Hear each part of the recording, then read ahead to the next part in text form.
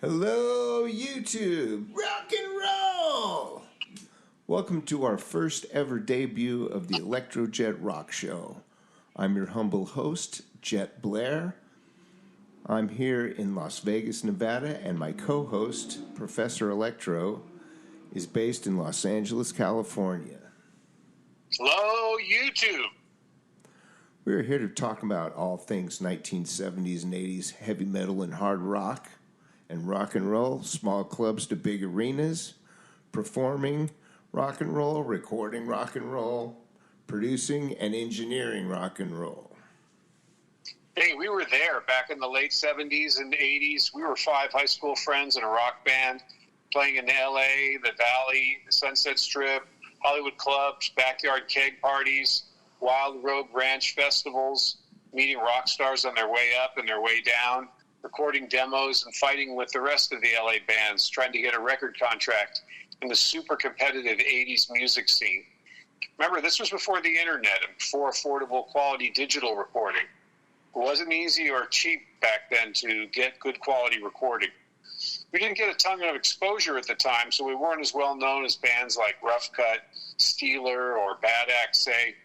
But we played a lot of parties and clubs too. And at the time, we were mostly focused on songwriting, recording, and getting a record contract. But tonight, we're going to start with a quick rundown of some of the top LA nightclubs at that time and some of the great shows we saw there. Top on the list is likely the infamous and notorious Starwood Club. The Starwood is gone, but it was on Santa Monica Boulevard and Crescent Heights in Hollywood.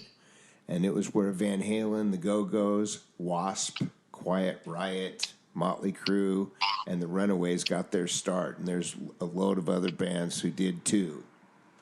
One of the best shows that we saw was Quiet Riot with Randy Rhoads.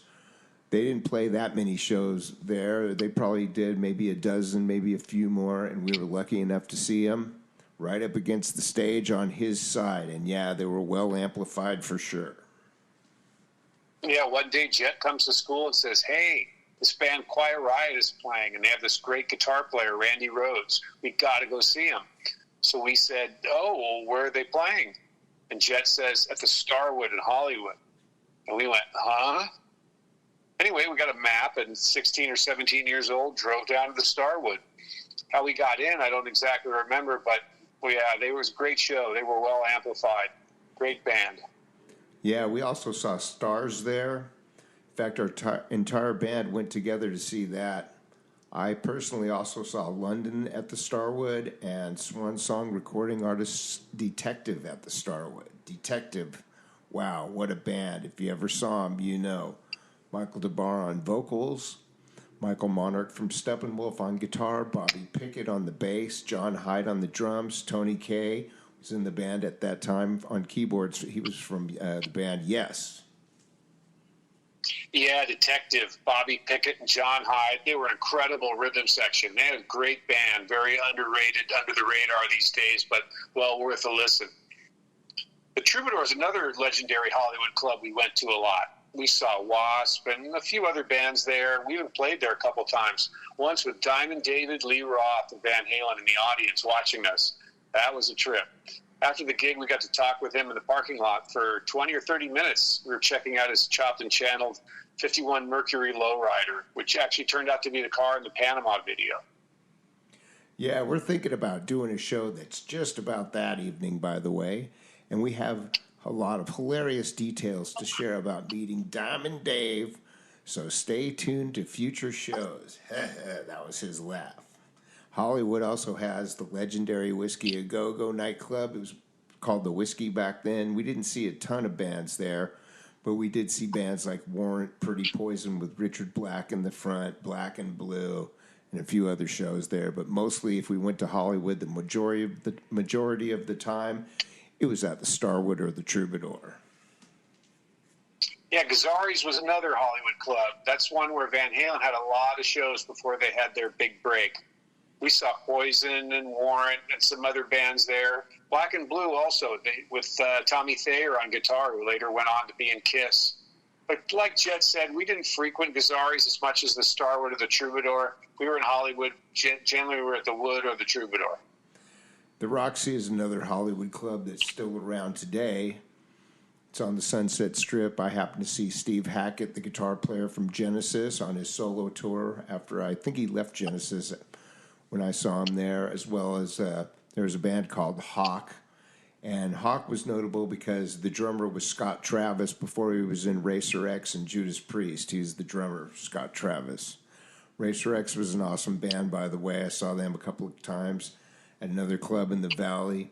Earlier in the 70s, John Lennon, Alice Cooper, Keith Moon, Ringo Starr, they used to hang out at the Roxy. And coincidentally, the Roxy is next to the legendary Rainbow Bar and Grill, where they also used to hang out a lot. But maybe our favorite spot was the Reseda Country Club. It was also called Wolf and Rissmiller's or Chuck Landis Country Club, but we just called it the Country Club. It was pretty close to where we lived in the San Fernando Valley. It had the best sound system, and it was a big room that attracted big-name bands, and we saw a lot of shows there. It was a tragic day in L.A. music history when that place closed. Yeah, I think I saw Schenker with Cozy Powell on drums in MSG, and I saw Robin Trower, saw Ratt there, Great White, saw a lot of great shows at the Country Club. But there was something else that was going on at that time, which we called open parties or backyard parties. It was basically a house party subculture at that time, where kids whose parents were out of town, they'd throw a huge bash with the door wide open and hundreds of people on the front lawn with bands and kegs and all kinds of shenanigans. If you remember the parties in the movies like Animal House or Bachelor Party, yeah, then you're getting close. It was kind of like that, but sometimes even more wild and crazy. Sometimes we'd get lucky and a big-name band would show up like Wasp or Rough Cut with singer Paul Shortino at some of these parties. But a lot of times it was just the other L.A. or Valley bands, party bands like Nucleus and Head First, Wizard, Angelus, or Clockwork, bands like that.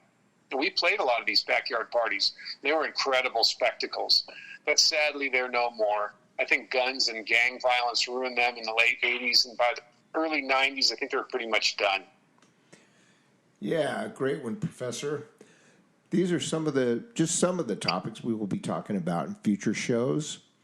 We have some incredible stories and experiences to share with you guys, so please hit the like and subscribe button and check back with us next week for brand new content and some crazy stories. Literally, tonight, we are just scratching the surface. And hey, leave a comment if you have any suggestions for future show topics. Bands you remember, club experiences, wild party stories. We want to hear them. So jump down to the comment section below. Super excited to hear anything you guys have to share. Yeah, thanks for checking out our channel.